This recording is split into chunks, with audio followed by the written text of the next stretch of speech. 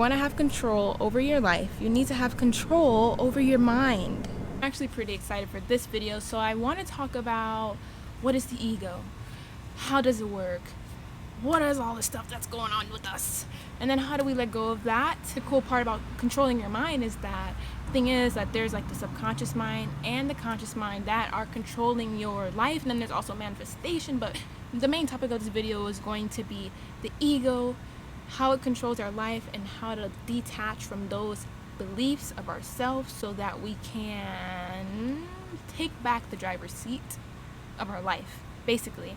So that's what we're going to get into, and that's what we're going to talk about. So like, what is the ego? What really is the ego? So the ego to me is basically how we identify ourselves, who we believe we are. And so when you're growing up, when you're a child, a teen, an adult, old person, you're basically creating your ego, creating who you think you are through the things other people say, through your activities, through beliefs that were passed down to you, through TV shows, movies, books, things people say to you, clubs that you go into, sports, like you're a soccer player, a mom, a dog lover, a pizza hater, so you're basically taking these beliefs and kind of identifying with them. But besides the identity of the beliefs, you're also just, who am I? It's that I, like, who is me that is experiencing this moment right now? And so the ego can be interpreted in so many different ways, but just to keep it simple, it is who you think you are. It is that I. Who is I? I am, it's the I am. And so the ego is there for protection. The ego is here for functionality. The ego is with us so we can better understand this reality that we're in, this life that we're in. But as humans have evolved to better survive, it's like a lot of ego is dealt with fear, and a lot of fear is there to protect us from predators and evils. But that's not as prevalent anymore, and a lot of times we see the ego coming up in like arguments and breakups and work stuff and whatever stuff. So one of the first times a human experiences their ego is when they're a child. And so, for example, a lot of everyone, the things that we first do is not only do we attach to our beliefs, we attach to our items, to our people around us. And so one of the first times that you experience this is when you're a kid. So for example, a lot of kids, what are the first things you hear them say? Mine, this is mine, mine, mine, mine. My niece Ava, she's always grabbing my stuff and telling me mine, mine, mine, mine. She believes that this toy is the same as her, and she is identified with that toy, and she is that toy. And so if you take it from her, her ego is just like being ripped apart. She doesn't understand. It's her whole illusion is going crazy. She's like, that's me, you're taking me away. And people still do that. We still do that. It's a very human fundamental thing. Don't be mad if you do that. But the point is, the ego is what is identifying and attaching to things, beliefs, and people. And so we have to understand first is that we are not in ownership. First, you have to understand that there's levels to identity. There's levels to identity, and there's levels to attachment. And so you can almost say that attaching and identifying are very much similar or go in hand with each other. In the book, The 5 Levels of Attachment, he was basically talking about attachment and identity being the same thing, because you're attaching to these things by identifying with them through your ego. And so let's talk about the 5 levels of attachment. I'm actually super excited to talk about this. So the 5 levels of attachment is from a book called The 5 Levels of Attachment from a guy named Miguel. He creates books on Toltec wisdom. I love him so much. I love his family. I read so many of his books. I mean, I'm diving deep into Toltec wisdom, and I just love it. So let's get into it. The first level of attachment is the authentic self. So this is the very much first layer, almost like when you're a kid. And so this authentic self is very present, very much in the now, and very much not attached to many things or not many things at all. So You're not really believing too many of other people's beliefs or taking someone's belief of you and making it yourself. So you're very much in the me stage. You're just me. You're not doctor, teacher, lawyer, farmer. You're me. I'm just me. Me. That's like the first level, the most authentic, the most clear as they get. Second level of attachment is preference. And so preference, you're still moving with a lot of awareness, except this is when you start to attach to things and beliefs. But you're not attaching fully, you just have a few things that you're attaching to, and you're still moving with that awareness. And so what this means is that you're mainly using those attachments to be inside of this reality, to operate in this world. So you're aware that you have a job to do and a role to play when you go out into places, and that's when you use them.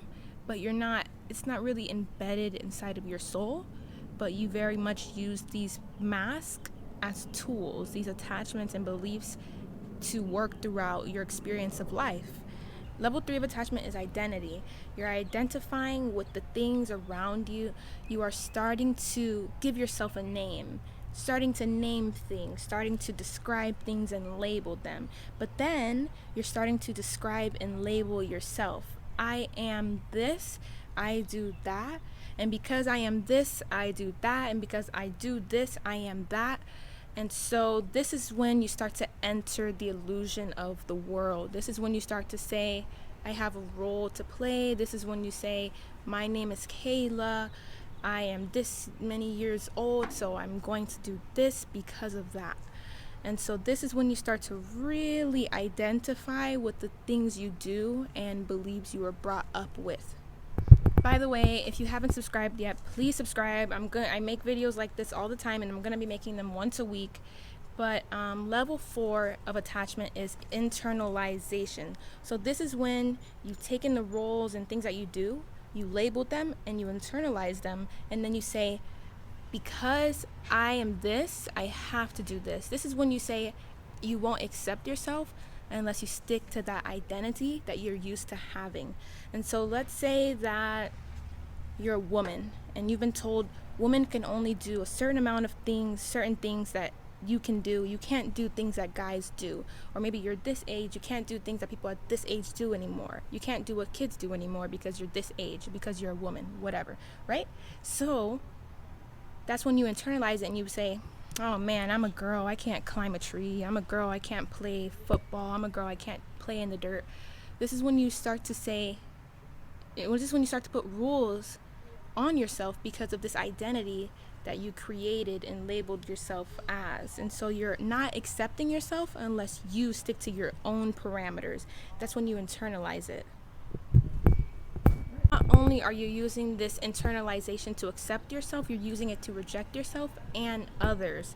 And so you're going to start using it throughout your life and how you view people's beliefs. This is when you start to have that strong compare and contrast with, okay, this person isn't doing what I think is right.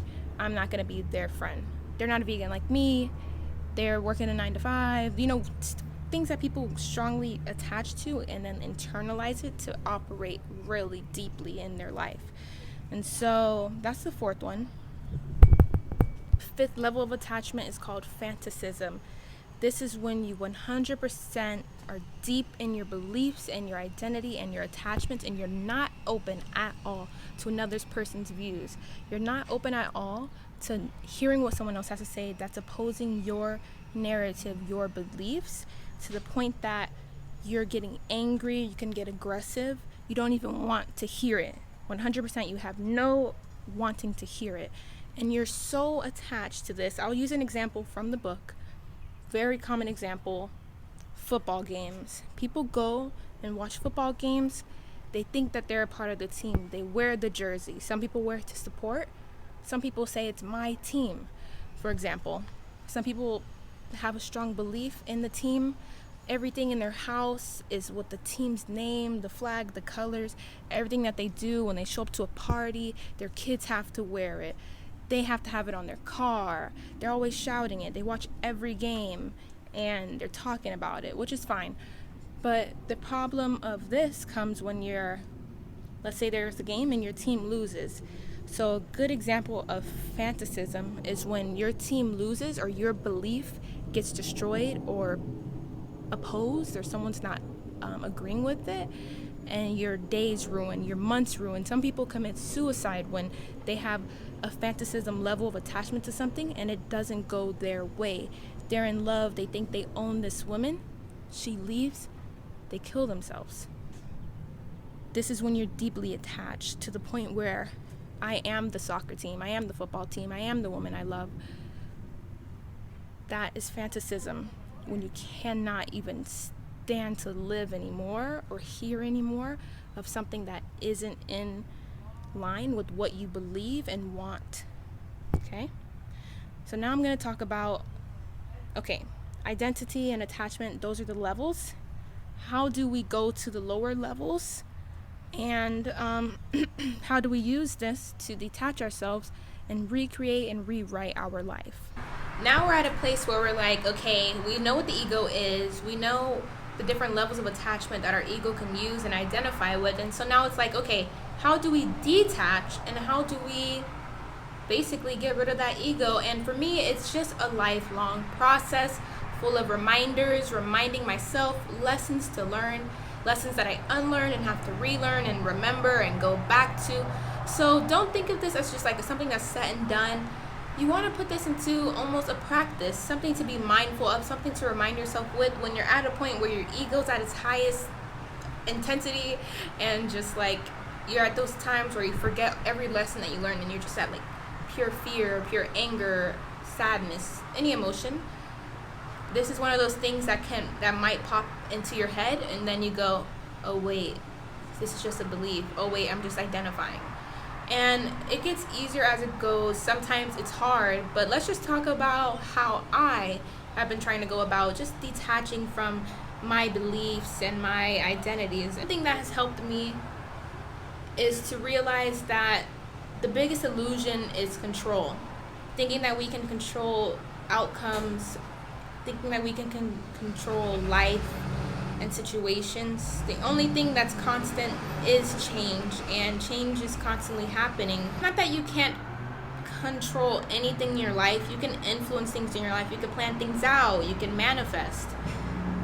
However, when things are not aligned with what you believe should happen, should have happened, or must happen, that's a good example of when you don't have control. One thing that I've done is I try to look at things as, okay, what is in our circle of influence? And so I read this book called The 7 Habits of Highly Effective People.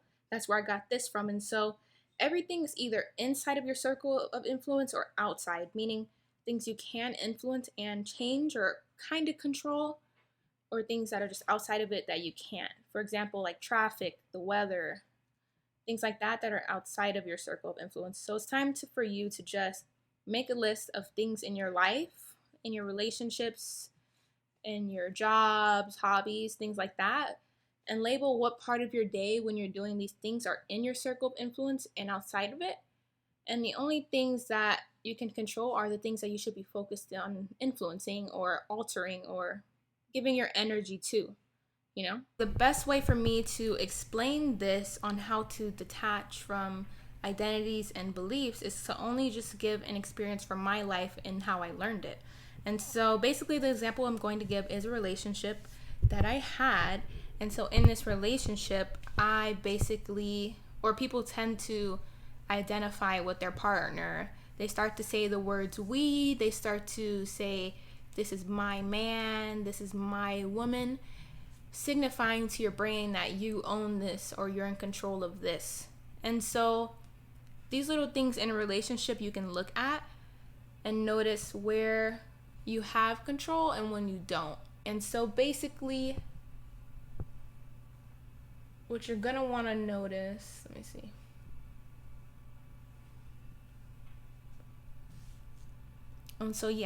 So a lot of times I think when people's ego comes up, it's in like romantic relationships or whatever, or close relationships.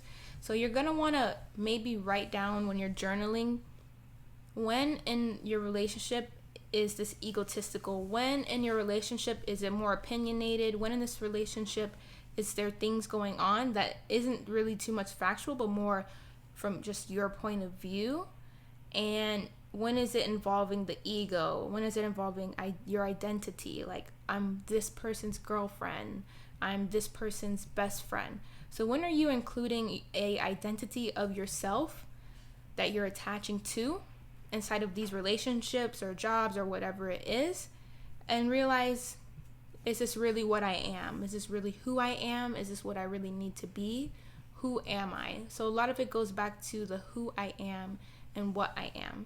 And so after you see where you're identifying yourself in these situations, you can then see where your beliefs are. So maybe you believe in like a monogamous relationship. Your parents were married, never divorced, and so you grew up thinking that eventually you'll find the one and you'll get married and live happily ever after. And so these are just beliefs. There is no really set in stone way for humans to like act throughout life in relationships. There's no way to actually tell scientifically how humans are made to be. And so these different stories that people tell over generations and generations are just stories.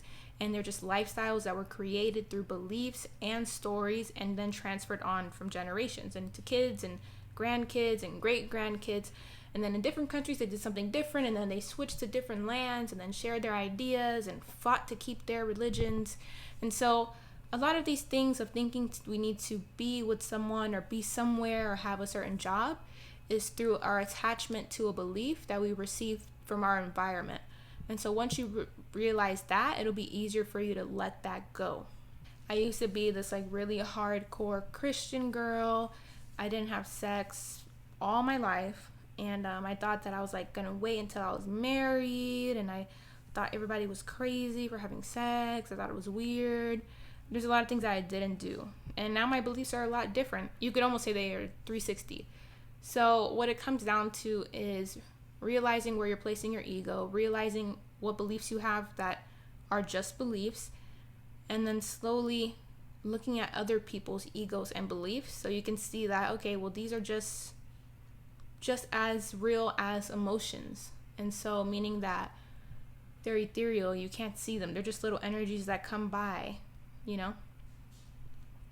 And so that is what I have to say for right now about the ego and not letting it control your life by just detaching from your identities that you create for yourself and for others, and the attachments to your beliefs and opinions. I'm gonna start making a few other videos about like going deeper into attachments and egos and things like that. This was just like a short overview. And yeah, if you did like this video, please subscribe. I'm going to try to make a video once a week, and I'm going to start uploading shorts. So I will see you then. Peace.